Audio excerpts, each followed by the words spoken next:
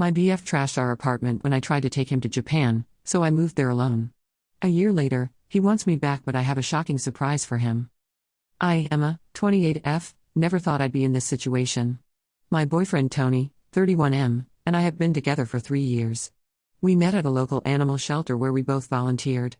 I had started volunteering there after my childhood dog passed away. It was my way of coping with the loss and giving back to animals in need. Tony, on the other hand, was there as part of his community service.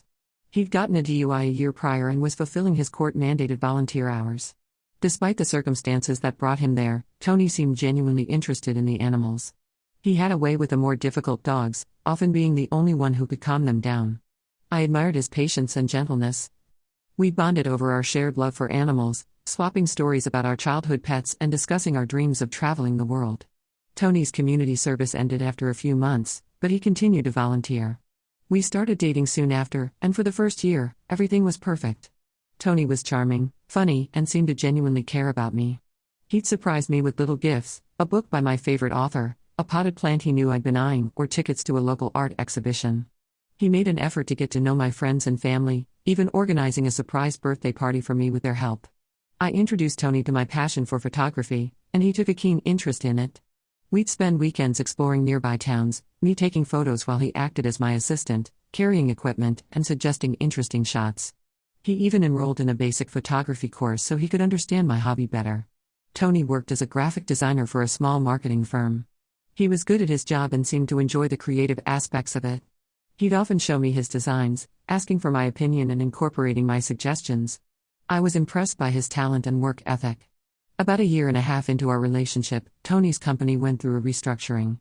Several employees were laid off, Tony included. At first, he was optimistic.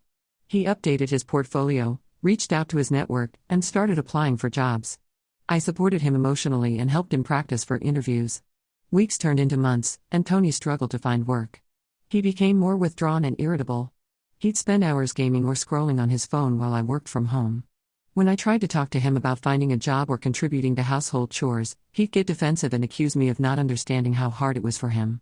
Despite the tension, I still loved Tony and wanted to help him. I remembered how supportive he'd been when I was going through a tough time at work the previous year.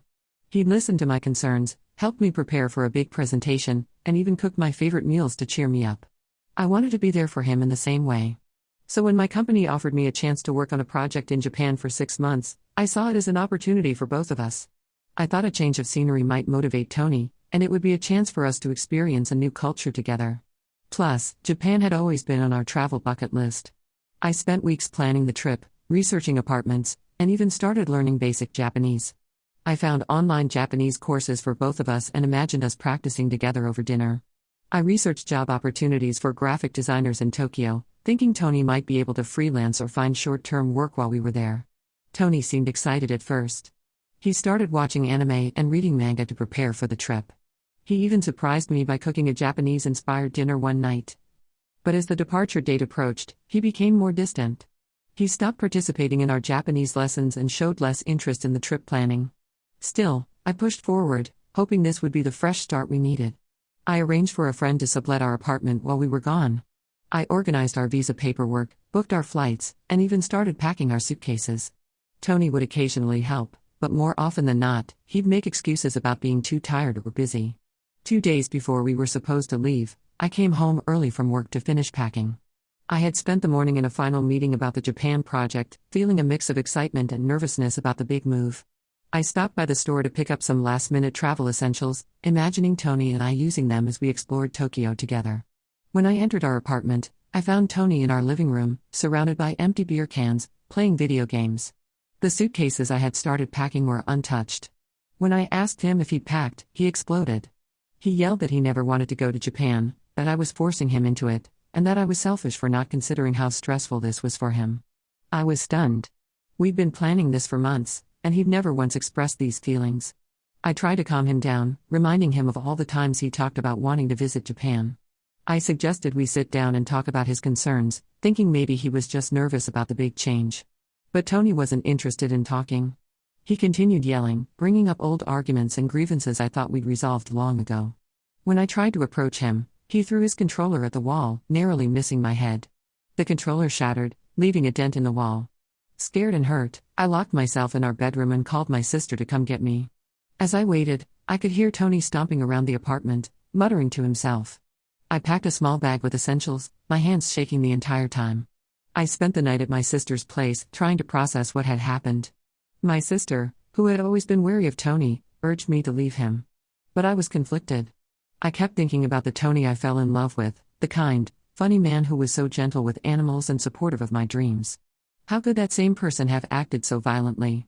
The next morning, after a sleepless night, I decided to go back to our apartment to talk things out with Tony.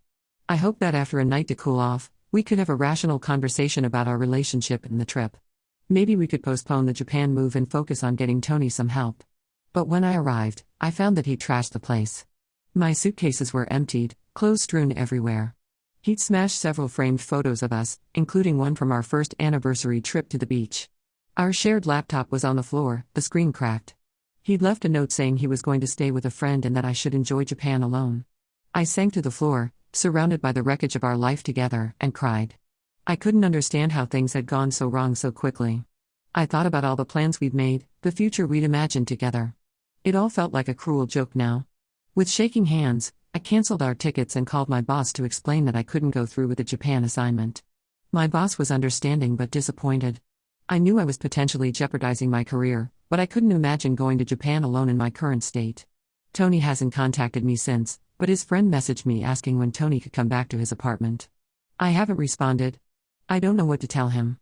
Legally, it's our shared apartment, but I can't imagine living with Tony after what happened. Now, I'm left picking up the pieces. I feel like a fool for not seeing the signs earlier.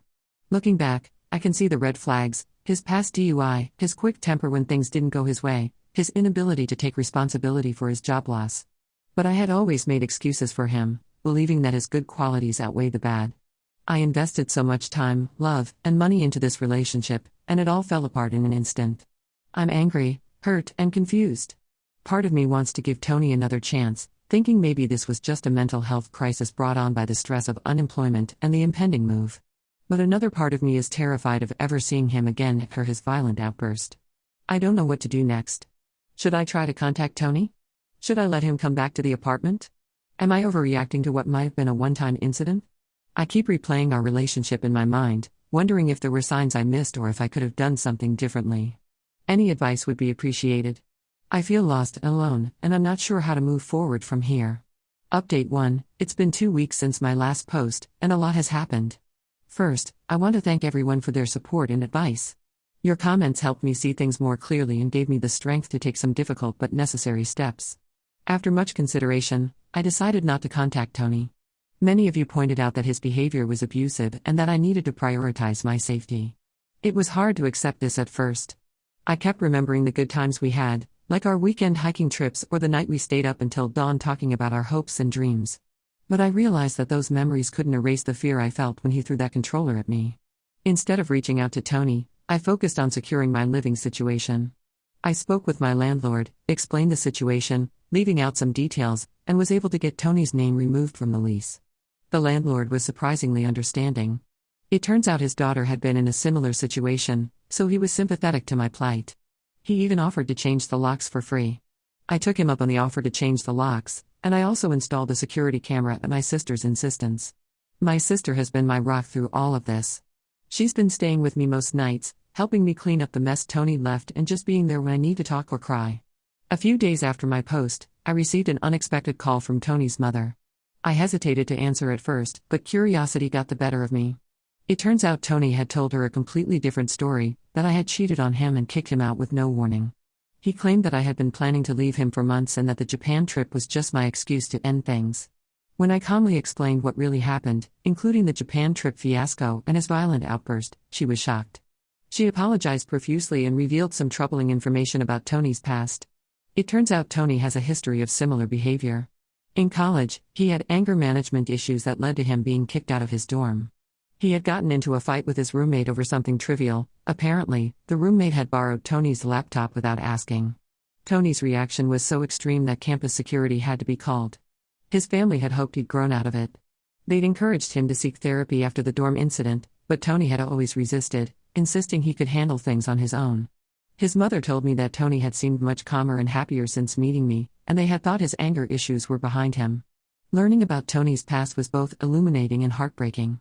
It explained so much about his behavior, but it also made me sad to think about the pain he must be carrying. His mother asked if I would consider taking him back if he got help, but I firmly declined.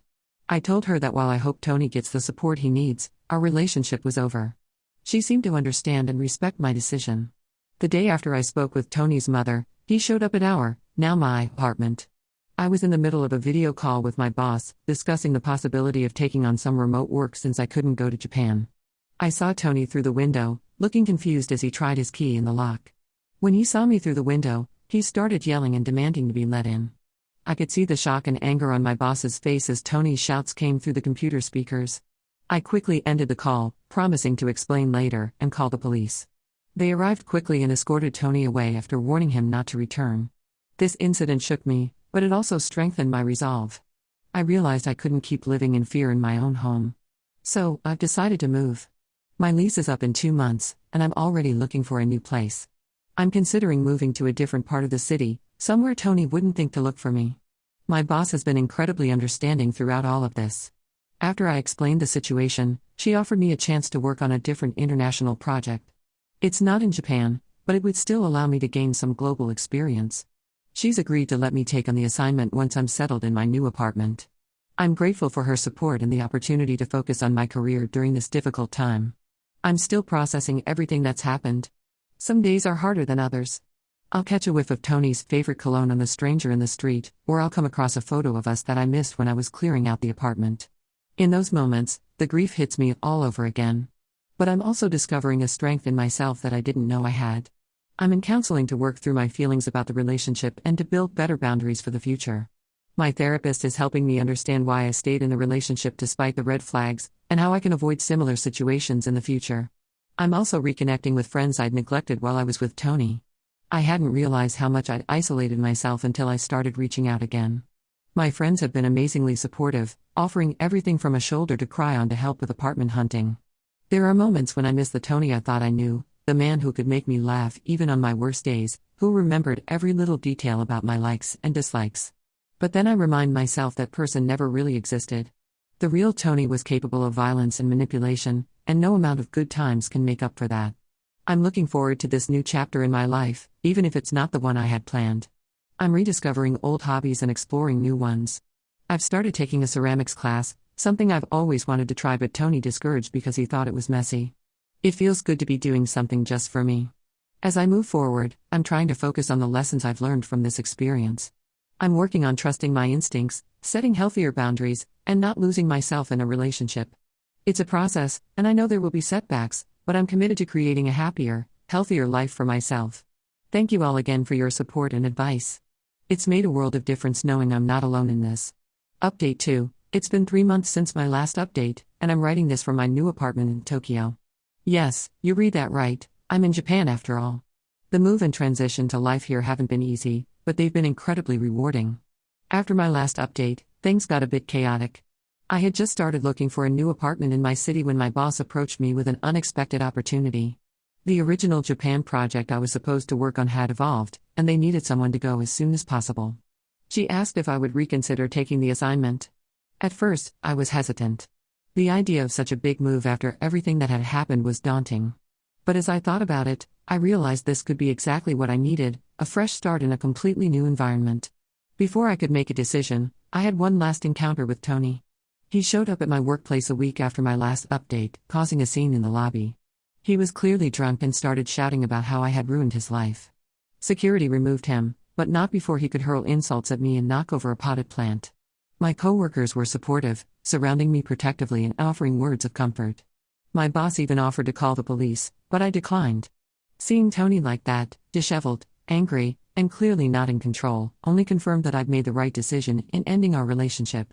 The incident at work led me to file for a restraining order.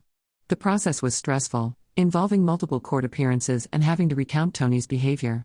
But with the documentation of his previous outbursts and the workplace incident, it was granted. I feel safer knowing there are legal consequences if he tries to contact me again.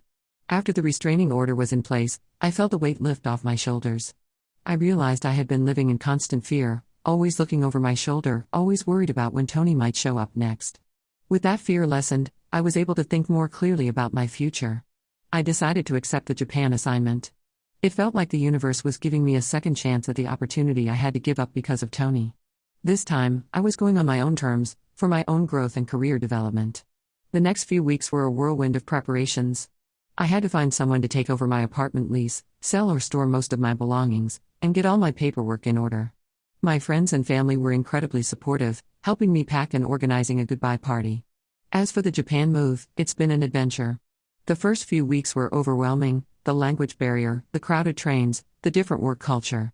I remember standing in a grocery store, completely lost, unable to read any of the labels.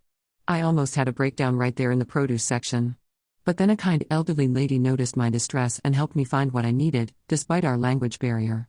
It was a small moment, but it gave me hope that I could make this work. I'm slowly finding my footing. My colleagues have been welcoming, patient with my limited Japanese and eager to show me around. One coworker, Yuki, has become a good friend. She's been helping me navigate the intricacies of Japanese culture and showing me the best local spots to eat. The work itself has been challenging but exciting. I'm learning new skills and pushing myself out of my comfort zone. There are days when I feel overwhelmed, questioning if I made the right decision. But then I'll have a breakthrough on a project or discover a beautiful temple hidden in the city, and I'm reminded of why I came here. I've started taking Japanese lessons twice a week. It's humbling to feel like a complete beginner again, but I'm enjoying the challenge. I've even made a few friends in my language class, other expats who are also adjusting to life in Tokyo. There have been moments of loneliness and doubt. Sometimes I catch myself thinking about the life I thought I'd have with Tony. I wonder if he's gotten help, if he's changed. But then I remind myself of the reality of our relationship and how much happier and more fulfilled I am now. I've started volunteering at an animal shelter here in Tokyo. It reminds me of how Tony and I met, but instead of making me sad, it feels like I'm reclaiming that part of myself. I'm considering adopting a cat, something Tony always vetoed because of his allergies. My family and friends back home have been incredibly supportive. We have weekly video calls, and my sister is planning to visit in a few months. I'm excited to show her around my new city and share this experience with her. This move hasn't erased all my problems or healed all my wounds from my relationship with Tony. I still have nightmares sometimes, and certain things can trigger memories of his outbursts. But I'm working through it. I found an English-speaking therapist here in Tokyo, and our sessions have been helping me process everything. This experience has taught me so much about resilience and self-worth. I'm proud of myself for leaving a toxic situation and for not letting fear hold me back from this opportunity. I'm looking forward to seeing what the future holds, both personally and professionally. Thank you all again for your support throughout this journey. Your advice and encouragement gave me the strength to make this leap. I'm excited to see where this new chapter of my life takes me. Update 3. It's hard to believe it's been a year since my original post. So much has changed, and I wanted to share a final update with all of you who have supported me through this journey. My 6-month assignment in Japan turned into a permanent position. I fell in love with the country, the work I was doing, and the life I was building for myself here. When my boss offered me the chance to stay, I jumped at it. It wasn't an easy decision. I miss my family and friends back home, but it felt right for me at this point in my life. I've moved out of the company-provided apartment into a cozy place of my own in a quiet neighborhood. It's small by American standards, but it feels like home. I've decorated it with a mix of Japanese items and mementos from home. My favorite spot is the tiny balcony where I've started a small herb garden. Remember how I mentioned considering adopting a cat? Well, I ended up adopting 2. Mochi and Sushi are rescue cats from the shelter where I volunteer. They've been wonderful companions and have helped make my apartment feel even more like home. As for Tony, I haven't heard from him directly since the restraining order was put in place. However, I did receive an email from his mother about 4 months ago. She informed me that Tony had finally agreed to seek help and was in a treatment program for anger management and alcohol abuse. While I'm glad he's getting help, I made it clear to her that I have no interest in reconnecting with him. That chapter of my life is firmly closed. On a personal note, I've started dating again. I met Akira, 34M, at a local community garden where I volunteer. He's a landscape architect who teaches gardening classes on the weekends. He's kind, respectful, and we share a love for nature and traveling. It's still early days, but I'm cautiously optimistic. I'm taking things slow, making sure to maintain my independence and not lose myself in the relationship like I did with Tony. My Japanese has improved significantly over the past year. I can now handle most daily interactions without much trouble, though I still struggle with more complex conversations. I've even started helping out as a conversation partner for Japanese people learning English. Work continues to be challenging and rewarding. I've taken on more responsibilities and even led my first project a few months ago. It was stressful but incredibly satisfying to see it through to completion. My boss has hinted at a potential promotion in the near future. I've also been exploring more of Japan. I visited Kyoto, hiked part of the Nakasendo Trail, and even tried my hand at making pottery in a traditional kiln. Each new experience reminds me of how much I've grown and how far I've come from that scared, confused person I was a year ago. This past year has been a journey of self-discovery and growth. I've learned to trust my instincts, set boundaries, and prioritize my own well-being. I've discovered strengths I never knew I had and faced fears I never thought I could overcome. There are still moments when I think about Tony and our relationship. But now, instead of pain or fear, I mostly feel a sense of sadness for what could have been and gratitude for what I've become. This experience, as painful as it was, led me to where I am now, and I wouldn't change that for anything. To anyone who might be in a similar situation to where I was a year ago, please know that there is life after a toxic relationship. It's not always easy, and the road isn't always straight, but it's worth it. You deserve to be treated with respect and kindness, and sometimes the bravest thing you can do is to walk away and choose yourself. Thank you all for being part of my journey. Your support, advice, and kind words have meant more to me than I can express. I'm closing this chapter of my life with a heart full of gratitude and hope for the future.